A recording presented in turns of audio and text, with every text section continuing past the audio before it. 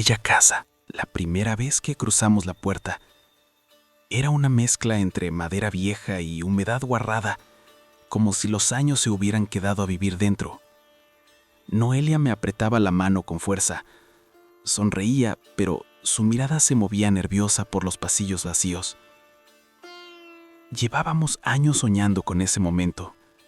Desde el Ignú de la colonia, aquel pueblo diminuto donde todos se conocen y el tiempo parece no avanzar, habíamos trabajado sin descanso para poder comprar algo nuestro. Barcelona era otro mundo, ruido, vida, promesas de futuro. Y ahí estábamos, con las llaves en la mano, frente a una casa que parecía esperarnos desde hacía siglos.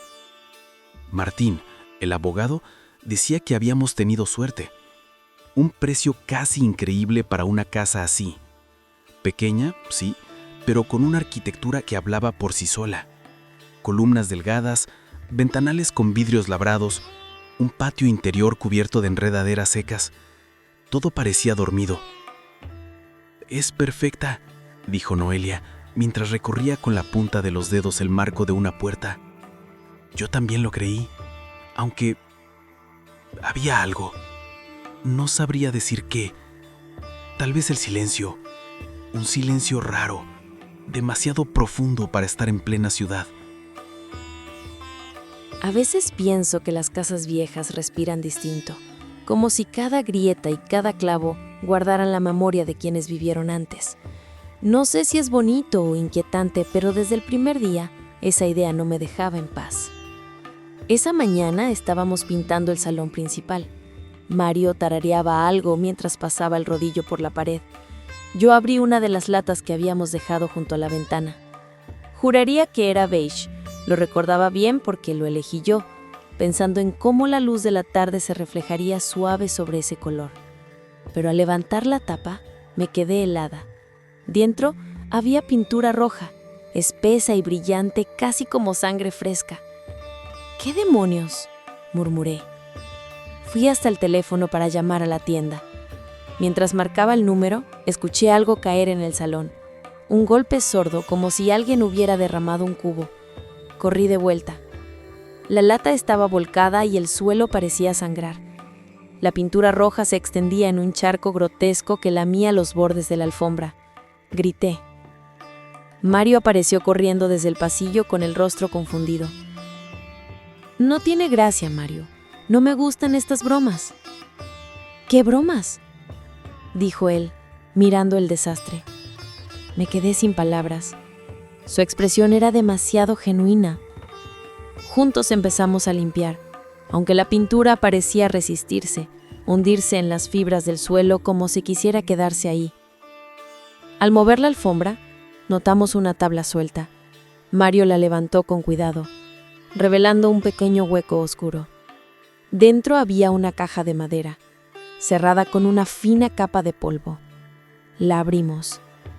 Dentro, una llave, pequeña, oxidada, de un metal que parecía morder la luz. Ninguno de los dos dijo nada. Solo la miramos, sabiendo, aunque no queríamos admitirlo, que ese hallazgo no pertenecía a la casualidad. La llave era antigua, eso estaba claro. Tenía esa textura áspera de los metales que han sobrevivido demasiado tiempo. Pasamos por toda la casa buscándole dueño, pero ninguna cerradura la aceptaba. Las puertas nuevas, las ventanas restauradas, hasta el armario del baño. Nada. Noelia fue quien lo dijo. En el sótano, con ese tono que mezcla miedo y certeza. Y tenía razón. Era la única parte de la casa que no habían tocado los albañiles. Bajamos. El aire era distinto allá abajo, más espeso, como si la humedad tuviera peso. Había cajas viejas, herramientas oxidadas y un olor a madera húmeda que me hizo pensar en barcos hundidos. Después de un rato buscando, vi algo. Un hueco pequeño junto a un anaquel lleno de polvo. Una cerradura, casi oculta entre las sombras. Encajó. Giré la llave y escuché un sonido grave. Un clic que pareció despertar algo dormido durante demasiado tiempo. Empujé con fuerza y una pesada puerta corrediza se movió apenas unos centímetros. No era una entrada propiamente, más bien un pasadizo angosto y oscuro, como un túnel secreto. Nos quedamos mirando. Noelia dijo que iría por una linterna. Asentí y esperé. El silencio volvió a llenar el sótano, denso y expectante. Entonces escuché su voz. «Mario, ven», susurró. Pero no venía de arriba, venía del pasadizo. Me quedé paralizado. Lo sabía. Sabía que ella había subido. Aún así, la curiosidad me ganó. Empujé la puerta con el hombro y logré abrir un poco más el hueco. Entré. Era un cuarto pequeño, completamente oscuro.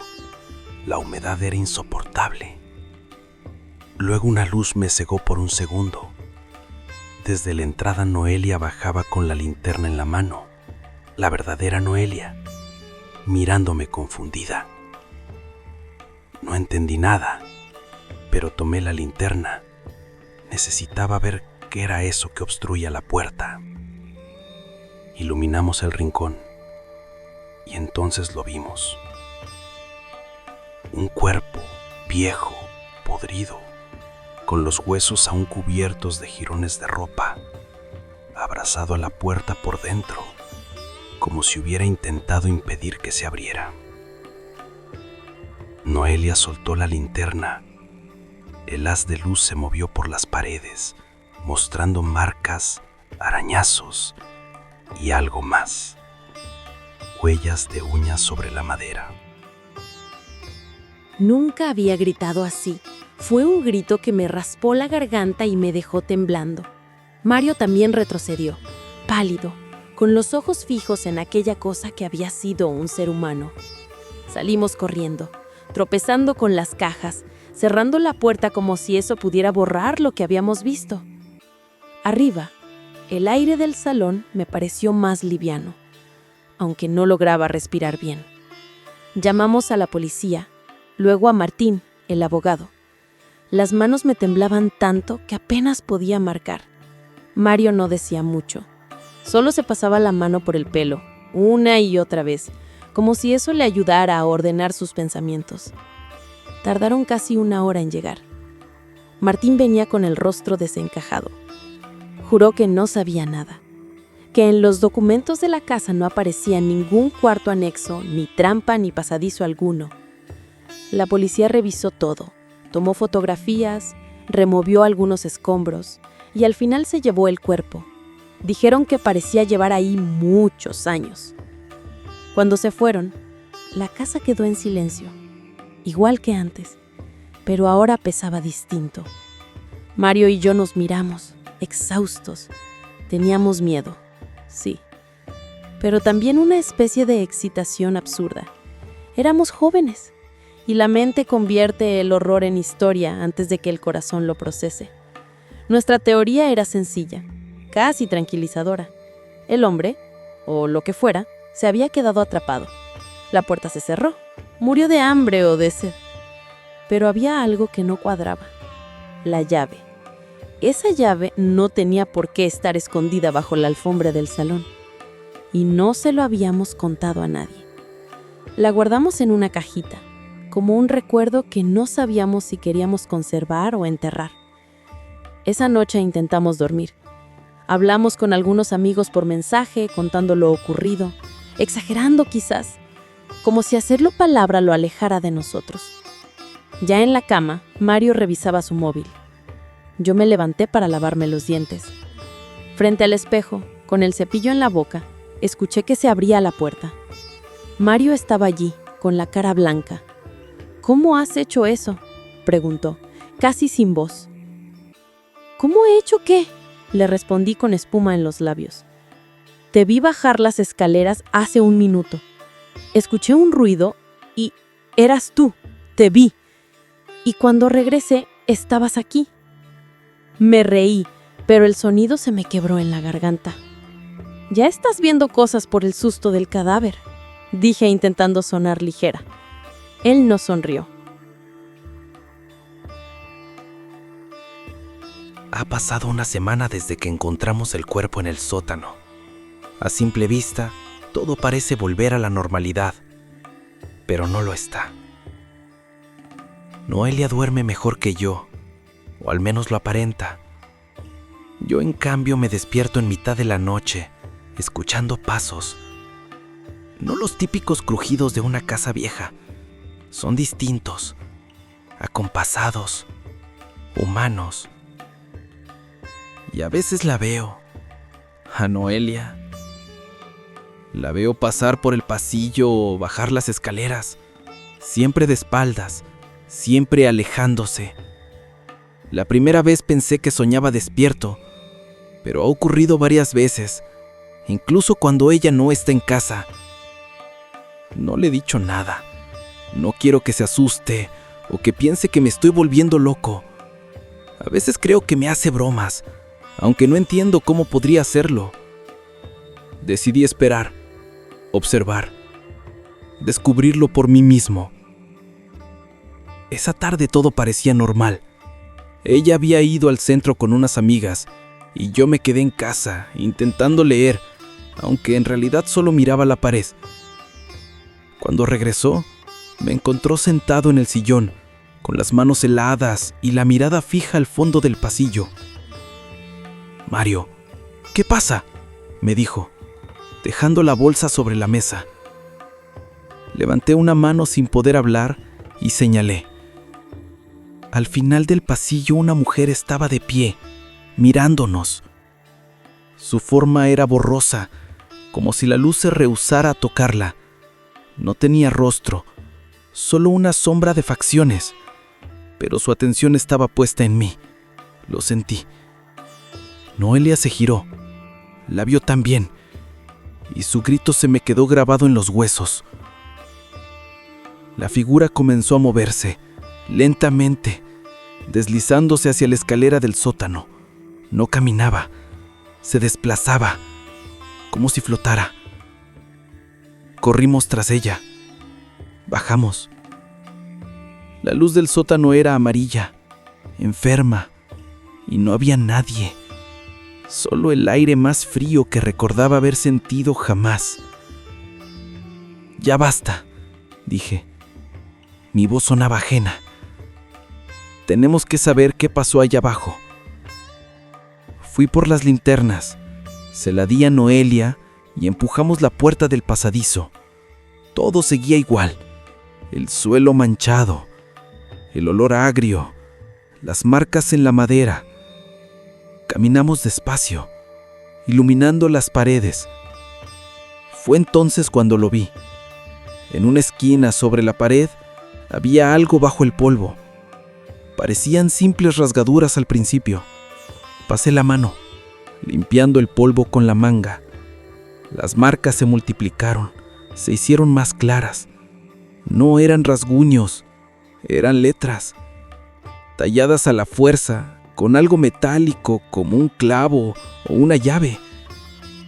Me acerqué con la linterna. Leí en voz baja. «Alicia». El nombre seguía allí, grabado con desesperación. Alicia. Mario y yo lo mirábamos como si en cualquier momento fuera a moverse, a revelar algo más. Pensamos que quizá habría otras marcas, más nombres, mensajes ocultos bajo el polvo de tantos años. Fuimos al día siguiente a comprar linternas más potentes, de esas que usan en las minas. También llevamos cubetas con agua, trapos viejos y cepillos. Bajamos al sótano, encendimos las luces y comenzamos a limpiar las paredes una a una, milímetro por milímetro. El aire era más denso que la primera vez. Cada movimiento levantaba una nube de polvo que olía a hierro y humedad. Iluminamos cada rincón, cada grieta, pero no encontramos nada más. Solo ese nombre, solitario. perfecto en su trazo torcido. Alicia. Llamamos a la policía. Un detective vino esa misma tarde. Se llamaba Aitor. Un hombre alto, de mirada cansada que parecía más acostumbrado al tedio que al miedo. Tomó fotografías del muro, examinó la superficie y luego nos dijo que investigaría, que nos llamaría cuando tuviera algo. Horas después, el teléfono sonó. Mario contestó. Yo escuchaba desde la mesa, con el corazón acelerado. El cuerpo hallado en el cuarto, dijo Aitor, era de un hombre, no podía ser ninguna Alicia. Pero en sus registros había encontrado algo más.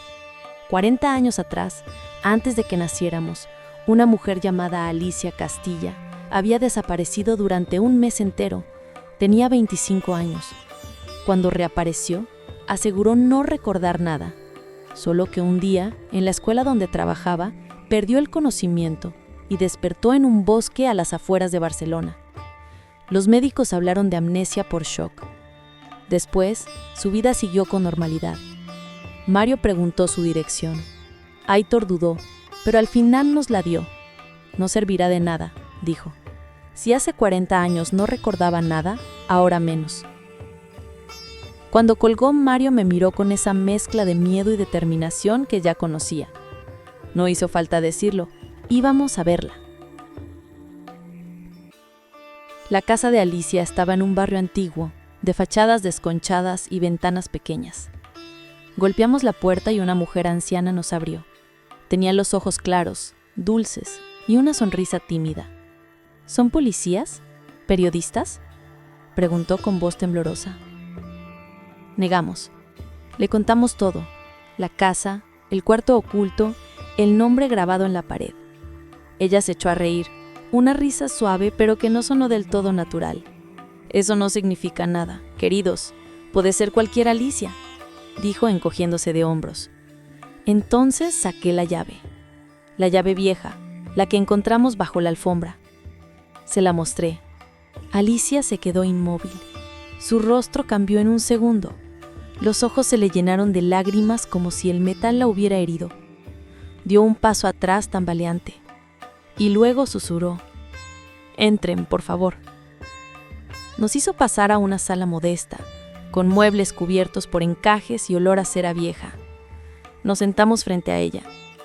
Alicia miró la llave sobre la mesa, sin tocarla, como si temiera que al hacerlo algo se desatara.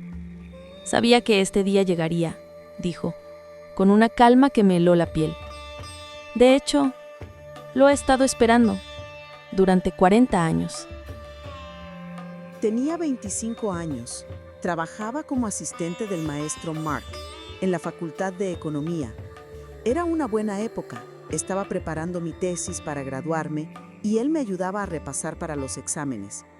A veces, cuando terminábamos las sesiones de estudio, me hablaba de su experiencia, de lo difícil que era ser profesor joven entre tantos egos académicos. Le creía, confiaba en él. Un día me invitó a acompañar al grupo a una conferencia en el campus. Dijo que sería útil para ampliar mi perspectiva sobre los mercados internacionales. La conferencia duró 3 horas. Salí agotada pero emocionada, con la cabeza llena de ideas. Me senté en el jardín frente al auditorio, dispuesta a comer algo y revisar mis notas, cuando noté con horror que no tenía mi cuaderno. Lo había olvidado en mi asiento. Sin pensarlo, regresé. El auditorio estaba casi a oscuras y completamente vacío. Caminé hasta la fila donde me había sentado y encontré el cuaderno sobre la silla. Al agacharme para tomarlo, sentí una mano sujetarme del cuello. Alguien me cubrió la cara con un trapo húmedo. No alcancé a gritar. Perdí el conocimiento. Desperté en un lugar oscuro, con las manos encadenadas al piso. No entendía dónde estaba. Lloré, grité, pedí ayuda, pero nadie respondió.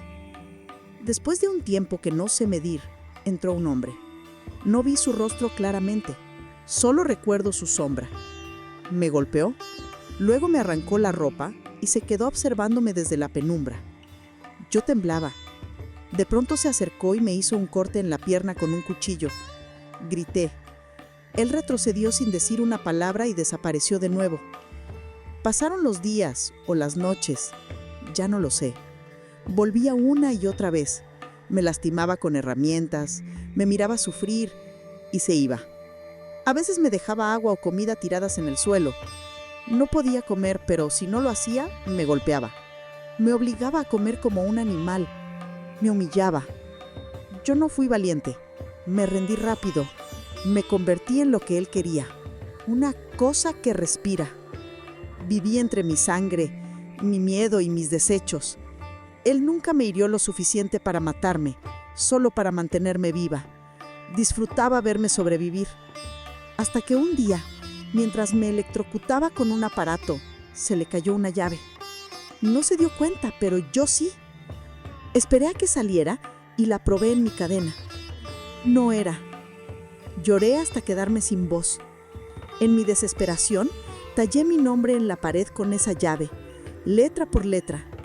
Quería que si alguien llegara a encontrar ese lugar, supiera que yo existí, que no desaparecí sin dejar rastro. Después escondí la llave dentro de mí, donde él no la encontraría.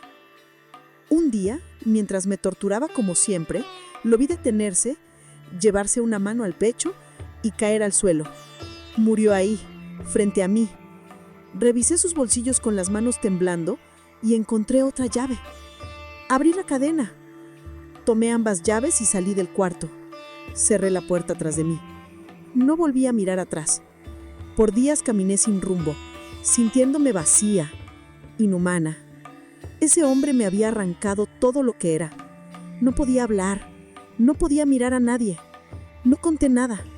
Le dije a todos que había perdido la memoria, que no recordaba dónde había estado.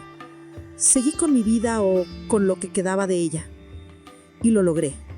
Hasta que ustedes tocaron mi puerta. Cuando me contaron lo que hallaron en el sótano, recordé que había grabado mi nombre allí.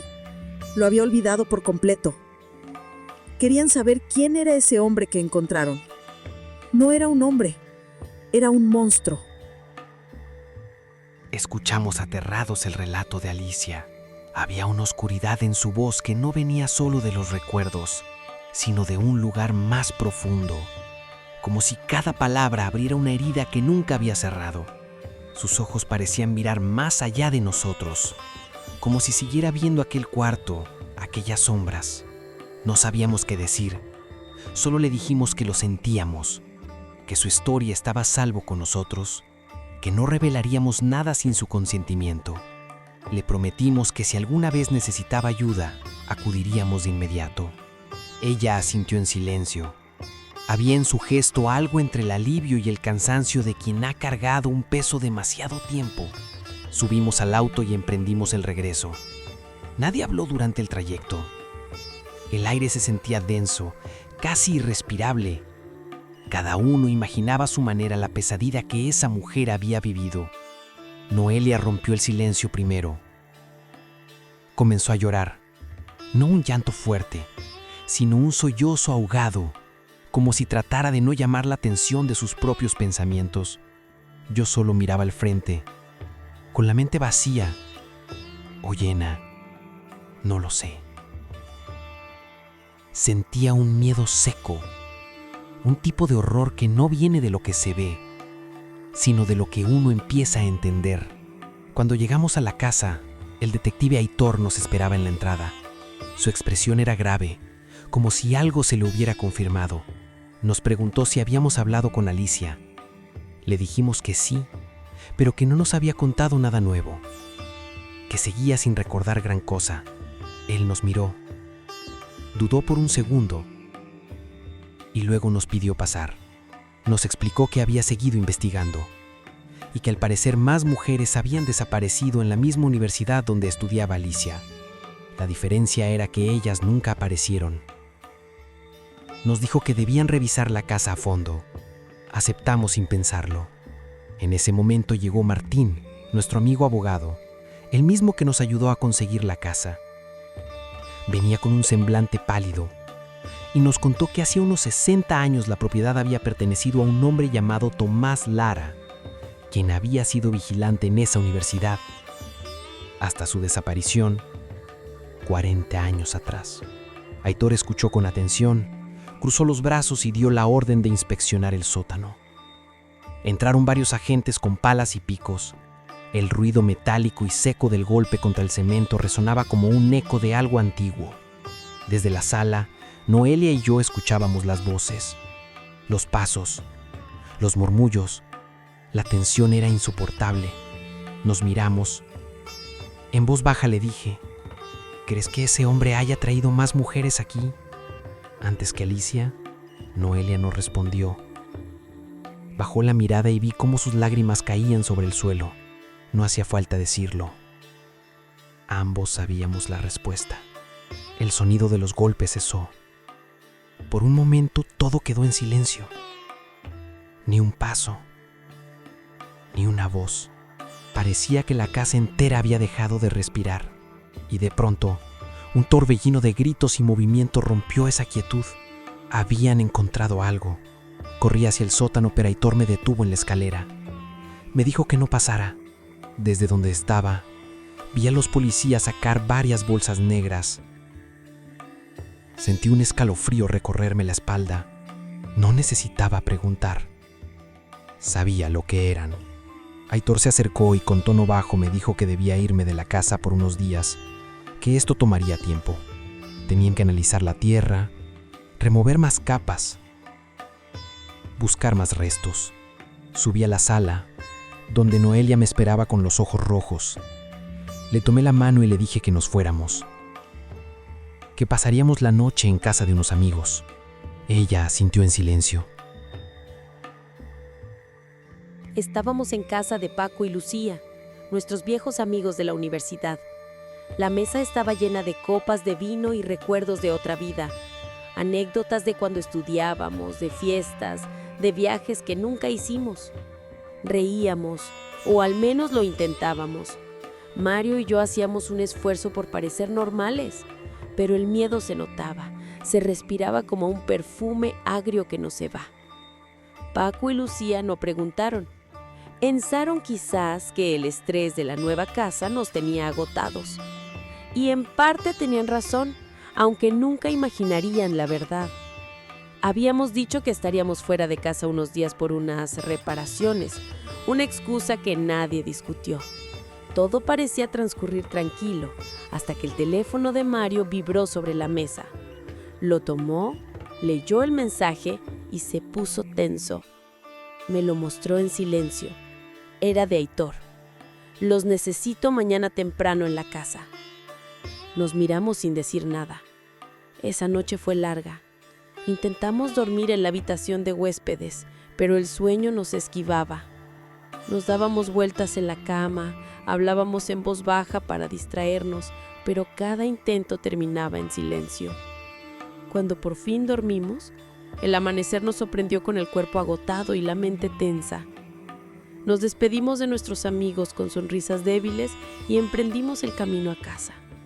El trayecto se sintió más largo que nunca. Al llegar, Aitor nos esperaba en la sala con una carpeta bajo el brazo. Nos hizo pasar. Se sentó frente a nosotros y abrió la carpeta. Dentro había fotografías, muchas, todas de mujeres. Nos explicó que eran mujeres desaparecidas de la universidad, casos no resueltos, algunos tan antiguos que ya nadie los recordaba. Eran 10 en total. Miramos las fotos con el estómago revuelto. Yo sentía que conocía sus rostros aunque nunca las hubiera visto. Mario no decía nada. Ambos sabíamos en el fondo lo que eso significaba. Sabíamos lo que había ocurrido con ellas, pero no podíamos decirlo. Le habíamos prometido a Alicia guardar silencio. Aitor continuó. Los estudios forenses estaban en proceso, pero había algo más. Descubrieron que el cuarto oculto había sido construido por Tomás Lara, el antiguo dueño, quien había modificado el sótano por su cuenta. Había sellado una parte y diseñado esa puerta falsa, un escondite perfecto, un lugar para ocultar su maldad. Aitor nos advirtió que el sótano permanecería clausurado hasta que terminaran las investigaciones y que después podríamos repararlo. Asentimos sin discutir. Solo queríamos borrar todo vestigio de ese horror. Cuando Aitor se fue, nos quedamos solos, hablando de si realmente podríamos seguir viviendo ahí. Vendimos todo para comprar esa casa Ir ahora sería retroceder demasiado. Pero, ¿cómo dormir sabiendo lo que había debajo? Nos pasamos el resto del día limpiando, pintando, tratando de darle vida al lugar, fingiendo que el dolor podía cubrirse con pintura fresca. Cuando llegó la noche, subimos agotados. Me dormí casi al instante, pero un frío extraño me despertó. Miré a Mario, estaba sentado, pálido, mirando hacia el frente. Seguí su mirada.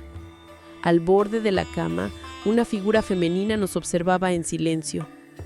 Tenía el cuerpo difuso, como una sombra mal definida, pero su presencia era real, tan real que podía sentir su respiración, lenta y pesada. Mario se levantó. ¿A dónde vas?, le susurré. La figura comenzó a desplazarse saliendo del cuarto. Mario la siguió. Yo no pude quedarme atrás. Bajamos las escaleras detrás de ella. Su paso era lento, etéreo, como flotando. Nos condujo hasta el sótano. La cinta policial seguía puesta, amarilla y tensa, pero Mario la cruzó sin dudar. Yo también crucé. Bajamos hasta el fondo. El aire era helado y húmedo. Entramos al cuarto oculto y ahí lo vimos. Flotando en el aire estaban los cuerpos translúcidos de varias mujeres. No eran sólidas, pero tampoco vapor.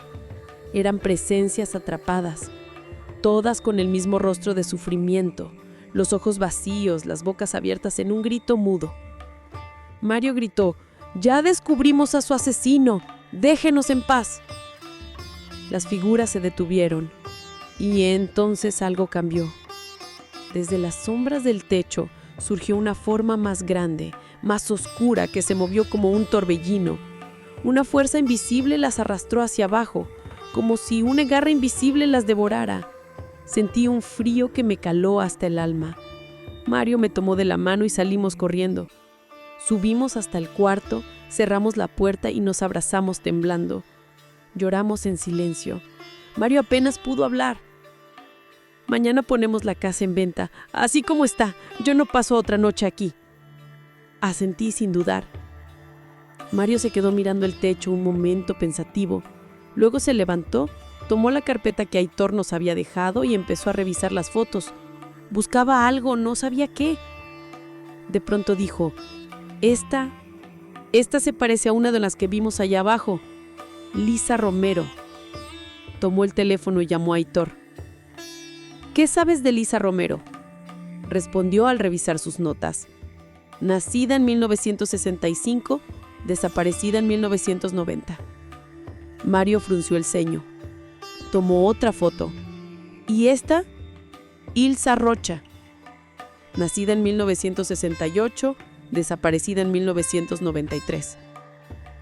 Mario empezó a anotar fechas junto a cada fotografía. 1990, 91, 93, 95, 99. Todas entre 1990 y 2005. Todas mujeres de 25 años. Cerró la carpeta con un golpe. «No tiene sentido», murmuró. «Tomás murió en 1985, según nos dijo Alicia. ¿Cómo siguieron desapareciendo mujeres después?». Me quedé helada. ¿Y si no murió? ¿Y si el cuerpo que encontramos no era él? El silencio que siguió fue insoportable. Pensar que ese monstruo podía seguir vivo suelto era peor que cualquier fantasma. Entonces se oyó un ruido. Provenía del piso de abajo. Mario se levantó de un salto, tomó un cuchillo de la cocina. La casa volvió a quedar muda. Luego se escuchó una risa grotesca, hueca, inhumana. «Quédate aquí», me dijo. No voy a dejarte solo». Bajamos despacio. La risa continuaba, más fuerte, resonando entre las paredes. Cuando llegamos al sótano, vimos algo que nos paralizó. Frente al nombre tallado en la pared, Alicia, estaba ella, la misma mujer, Alicia. Creo que ya he cargado con esto demasiados años. Mi vida se volvió monótona. Esperaba la muerte y ella parecía negarse a venir.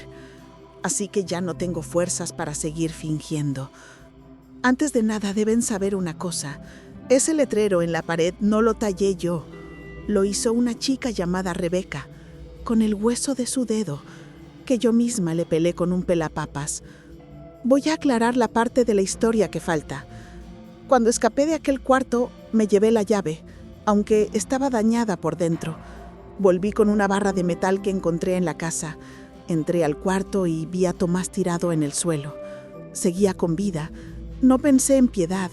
Le aplasté los pies con la barra hasta dejarlo incapaz de moverse. Lo oí gritar y con cada grito sentí algo que no sé nombrar, una mezcla de alivio y rabia contenida. Lo dejé ahí y me fui a descansar. A la mañana siguiente regresé con la idea fija de hacerle pagar por todo lo que me hizo, pero entonces lo encontré ya muerto. Se había arrastrado hasta la puerta tratando de abrirla. Por eso había costado tanto abrirla la primera vez. Sentí una decepción extraña. Quería verlo sufrir. Ahora no podía conseguirlo más.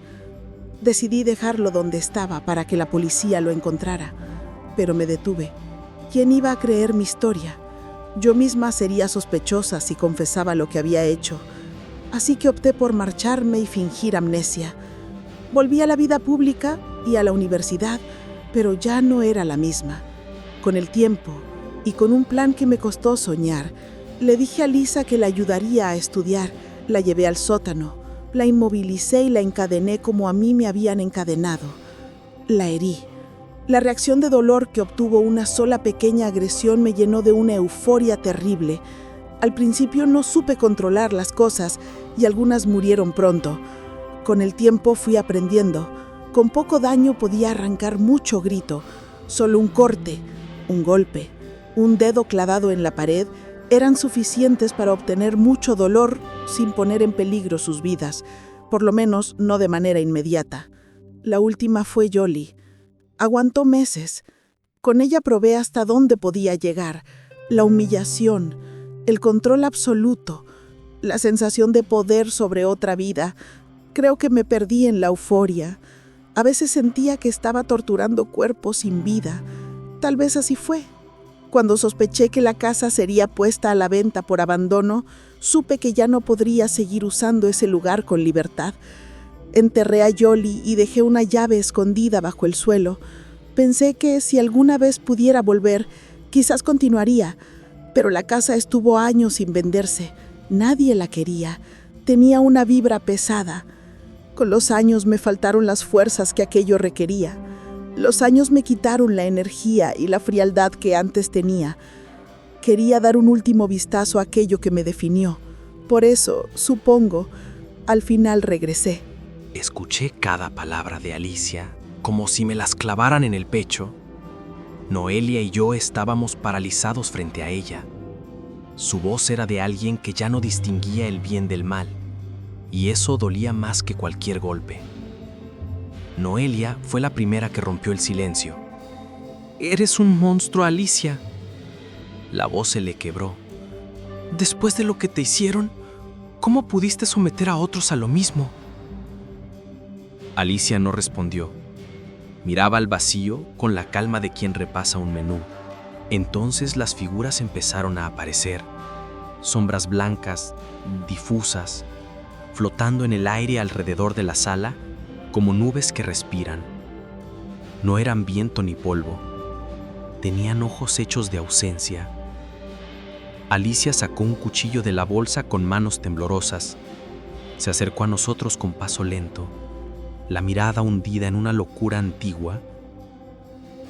«No tienen que morir», susurró. «Solo sufrir un poco. Con el tiempo, tal vez lo disfruten». Noelia se pegó a mí. Abrí los brazos para protegerla sin pensar. Alicia aceleró. Su cara era un mapa de rabia y derrota. Fue entonces cuando una de las figuras, una forma femenina más nítida que las otras, se materializó detrás de ella. Tenía los ojos llenos de odio. Con un empujón seco, la lanzó hacia adelante. Alicia cayó de cara contra el suelo. Se incorporó a duras penas, y vi con una claridad que me quemó la garganta cómo tenía el cuchillo clavado en el estómago. Lo agarró con las manos y, poseída por una furia de remordimiento, empezó a clavárselo una y otra vez. Al principio eran gritos, un sonido que trepaba por la casa. Luego, la violencia adquirió una cadencia automática, frenética. Los cuerpos pálidos danzaban alrededor, arrastrando la escena hacia algo ritual. Alicia dejó de gritar. Por un instante su rostro cambió. El dolor se fundió con una risa, una mueca terrible de entrega. Luego, se quedó inmóvil. La sangre formó un charco oscuro que parecía absorber la luz de la habitación. Las figuras blancas comenzaron a elevarse suavemente, una tras otra, hasta desvanecerse en el techo como humo que se disuelve en la tarde.